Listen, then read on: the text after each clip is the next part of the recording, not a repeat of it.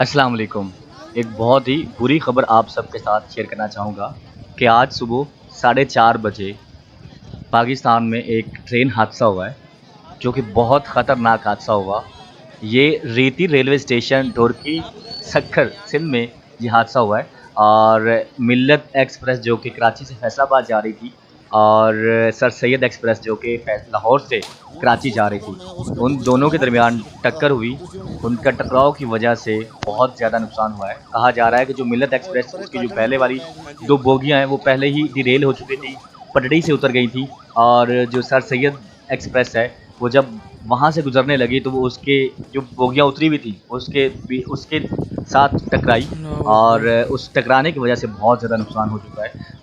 बताया जा रहा है कि 30 लोग जो हैं वो जनाब जहाँ बाग हो चुके हैं और 50 के नज़दीक जो है वो ज़ख्मी है और जो ज़ख्मी लोग हैं उनको रीति अस्पताल जो है वो पहुँचा दिया गया है और वहाँ पे अब जो रेस्क्यू की टीम है वो पहुँच चुकी है, रेंजर पहुँच चुकी है, उसके अलावा जो रेस्क्यू करने वाली टीम है वो पहुँच चुकी है, पाक फ़ौज के जवान पहुँच चुके हैं। तो आप सबसे रिक्वेस्ट है कि दुआ कीजिए कि अल्लाह पाक करे और कैजुअल्टी ना हो।